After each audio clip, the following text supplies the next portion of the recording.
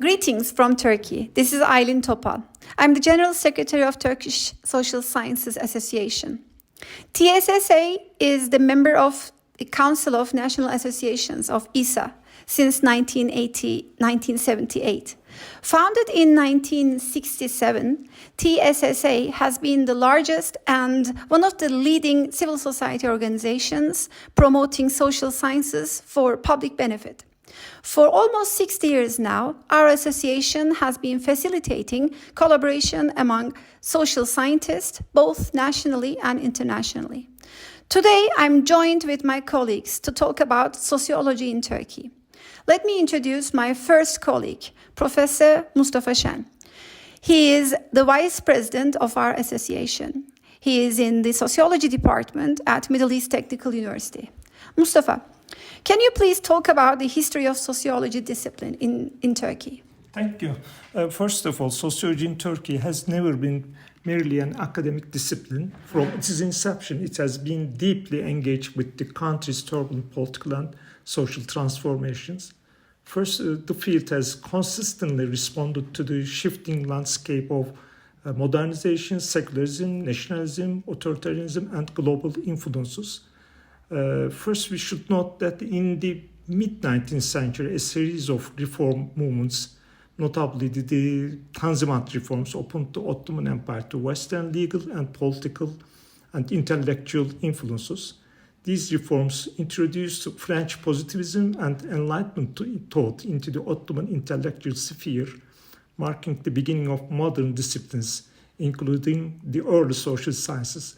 Second point was the emergence of a kind of Durkheimian sociology in Turkey, and Ziya Gökalp is widely recognized as the true founder of Turkish sociology. Rather than merely translating European sociological works, he adopted them to the Turkish context, building his system on Durkheim's theoretical foundations. He used sociology to articulate a cohesive vision for national identity. Gökalp was also a prominent ideologue of the Committee of Union and Progress. This committee led to the 98th revolution that deposed Sultan Abdülhamid II and restored the 1876 constitutions. He also assumed the first chair of sociology at Istanbul University. And Gökalp's sociological project sought to reconcile Islam, Turkish nationalism, and Western modernity. His vision laid the intellectual groundwork for the early Republican ideology. Following the establishment of the Republic in 1923, sociology gained broader institutional footing. It was incorporated into teacher training and university curricula, drawing heavily on French education models. The first formal sociology department was established at Istanbul University in 1914. Hilmi Ziya Ülken played a central role in this period by introducing the work of Comte, Durkheim, and Weber to Turkish academia. Indeed, 1933, the Istanbul University reform brought in German Jewish emigre scholars who had fled Nazism and helped formalize the discipline with European academic rigor.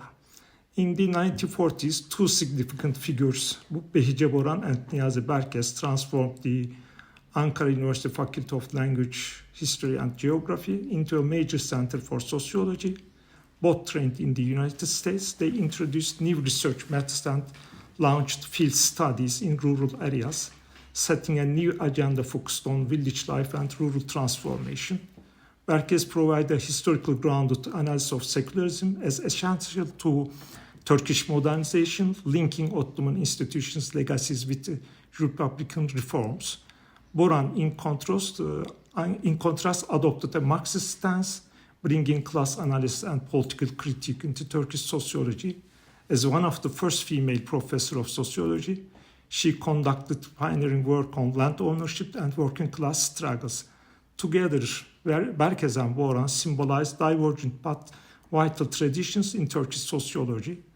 one liberal reformist and Marxist radicalism. Both were expelled during the political purges in the late 1940s. Yes, the 1961 constitution introduced after the 1960 military coup ushered in a period of increased academic freedom. Sociology developments expanded, including at METÜ, Hacettepe and Ege University. This era saw the Marxist turn in Turkish sociology, catalyzed by Boran and continued by a new generation of scholars influenced by Gramsci, Althusser, and world system theories. Sociology became a tool for political critique and engaging with diverse topics in this context. Yes, the military coup of 1980s had a devastating effect on Turkish academia. Leftist intellectuals and Marxist sociologists were repressed, expelled, or exiled. A new bureaucratic regime of higher education was imposed through the creation of the Council of Higher Education, YÖK in Turkish, in 1971. YÖK's centralized and hierarchical control led to the standardization of curricula, the over-specialization of social sciences, and the segmentation of the disciplines. This resulted in the artificial separation of sociology from other fields such as politics and economics, undermining the social sciences. In the post-1980 period, Turkish sociology gradually moved away from class and rule studies towards gender, ethnic identity, and the rise of political Islam. Since the 2000s, Turkish sociology has experienced institutional growth and thematic diversification. It now encompasses a broad range of topics. New departments have continued to open across Turkey. As of 2025, sociology is taught at 130 universities, with 75 offering master's programs and 21 offering PhD programs. Despite this expansion, academic freedom is under persistent threat, yet the field persists. The critical potential of Turkish sociologists continue to offer intellectual resistance and meaningful insight into the complexities of Turkish societies. I am sorry. The development of sociology in Turkey is inseparable. In conclusion, the development of sociology in Turkey is inseparable from country's broader historical trajectory, and Turkish sociology has continually evolved in response to and in defiance of state power, ideological pressures, and global trends. It remains a vital discipline, one that confronts the contradiction of modern Turkish society and seeks pathways toward democratic transformation, social justice, and intellectual freedom. Thank you. Thank you, Mustafa. It was an excellent and very, very concise trajectory of the discipline in Turkey. Now I want to turn to my next colleague, Dr. Ezgi Dogru. Ezgi is a faculty member of Sociology Department in Eskişehir Anatolia in English University, and she is the member of Executive Committee of our association. Ezgi, you received your PhD degree in political science at University of Toronto, I think, and now you're a faculty member in a sociology department. Can you please talk about teaching sociology in Turkey, perhaps with insights from your own experience? Hi, thank you ISI, and thank you Aylin for providing this opportunity. When Aylin asked me to say a few words about teaching sociology in Turkey, the first thing I did was reflect on my own academic journey, starting in political science, moving through cultural studies, and getting my PhD in the field of political economy at York University, and eventually becoming a faculty member in sociology department. That journey has shaped my belief that sociology is more than just another academic field. I think we lose something essential when we treat sociology as a compartmentalized discipline. I strongly feel that sociology shouldn't be limited to a single method, a single way of thinking, or a single institutional framework. For my introduction to sociology classes, I love using Bauman's book, Thinking Sociologically. Right in the very first pages, he offers a brilliant definition of what sociology does. It makes the familiar unfamiliar and invites us to question it.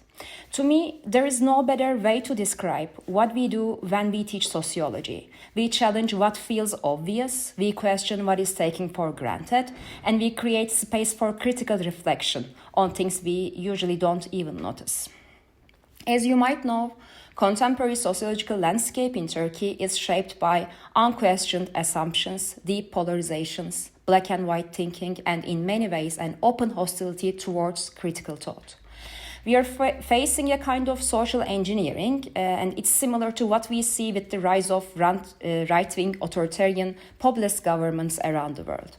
Let me bring in Bauman again. He reminds us that modern societies often operate through fear, by producing uncertainty. And it offers social control as the only solution. Authoritarian regimes speak to our spinal reflexes, which are fear, rage, and obedience. But sociology doesn't speak to spine, it speaks to the mind. It grows out of thinking, imagining alternatives, and asking difficult questions about the fault lines in society. Sociology reminds us that these lines are human-made, they are not natural or technical to be solved. Sociology replaces reaction with reflection, and fortunately, teaching sociology creates the space for that reflection right in our classrooms. It allows us to understand the other, the demonized, the feared unknown. It opens a space where critical distance helps us grasp the deeper dynamics of polarization. And once we start to see those dynamics clearly, we can begin to ask who benefits from this polarization and who is being harmed by it. So for me, teaching sociology in today's Turkey is not just about education, it's about thinking together in the classroom as a safe space. I deliberately try to create this safe space in each of my sociology classes, a space where no one feels unwelcome because of their gender identity, sexual orientation, ethnic background, or religious beliefs. A space where we recognize each other's right to exist, and only then can we speak freely, listen fully, and begin to understand those who are not like us. Teaching sociology is about creating and protecting a space for thought, for doubt, and for imagination. And in times like this, I believe that kind of space is more necessary than ever. Thank you, Aylin. Thank you so much. It was very rich and inspiring, actually. My third guest is Professor Cenk Saracoglu. He is the faculty member of Communication Department at Ankara University. Cenk, you received your PhD in sociology, and you have been conducting fieldworks in different regions of Turkey for about 20 years. Researching on many topical issues, but predominantly on migration. Can you talk about researching in sociology, and perhaps you can also say a few words what's been changed in the field in Turkey in the past 20 years? Thank you, Aylin. Actually, I will just try to draw a general framework in which some research problems that we encounter in Turkey, and this is not something different than the global problems that the sociologists are faced with in today's world. Talking about society is not a special skill reserved for sociologists only. Like everywhere in the world, people are talking about society in family dinners, and today in today's world on social media, in everyday conversations. People constantly share ideas about how society works, what's broken, how to fix it. And in such a country as Turkey, where some very thorny issues and some unexpected social developments take place, these societal issues are feverishly discussed in everyday life conversations. But these are what we call common sense ideas. and this is not a sociological thinking. This is not a sociological way of understanding the Turkish society. So that's where sociological research steps in. In Turkey, it is very important to challenge some convictions about the Turkish society and challenge them in a more substantiated, with a more substantiated sociological thinking. And the precondition of developing a sociological way of understanding Turkish society is conducting systematic sociological research. And here, in my own research, I always got inspired by Wright Mills and his theory of sociological imagination. Mills makes a powerful distinction between personal troubles and public issues, as you all know. And Turkey is a country of troubles, personal troubles. But the most important thing is to contextualize these troubles within societal issues and contextualize these social issues within the general structure of Turkish society. And in Turkey, the social issues that we actually research are not so much different than those in Europe or in North America, and we all experience in Turkey also the climate issues, for instance, climate crisis and its effects on Turkish society, or poverty, inequalities, and social movements and protests.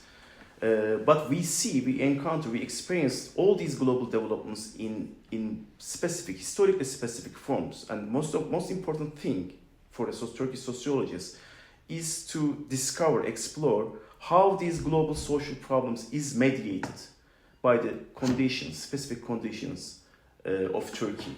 And this necessitates a knowledge of, or this necessitates a theoretical stance that take Turkey's position, the specific position in global capitalist order in the world. Because this Turkey's very specific position is so-called semi-peripheral position in global capitalist order, and its geopolitical position as well makes Turkey receptive of many thorny global issues. But as I said, this particular position of Turkey in the global capitalist system makes the Turkish people experience all these problems in specific ways. For instance, the global climate, the migration is a big issue in today's world today. But Turkey, as a country which actually finds itself in a position to negotiate its interests with global capitalist powers, and the European Union has faced this migration problem with more than 3 million Syrian refugees over the past 10 years. This was an unprecedented scale of migration, and the problems that was brought about this problem actually makes Turkey a special case. But the special case might be an illusionary expression.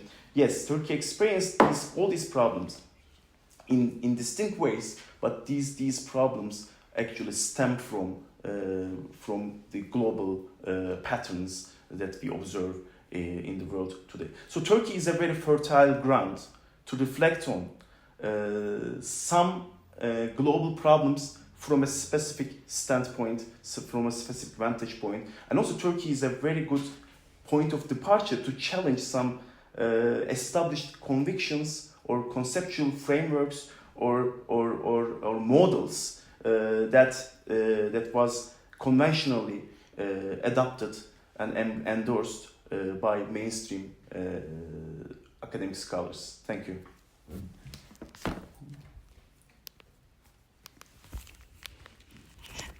Thank you very much, Cenk. Thank you, all of you. It was, I think, an amazing short talks on different aspects of sociology in Turkey. And we hope that this recording will reach many of our colleagues in different countries, and also sociology students in different countries, and will open a dialogue, hopefully, with the sociology sociologists, our colleagues, social scientists in other countries within ESA or beyond. Thank you so much. Bye bye.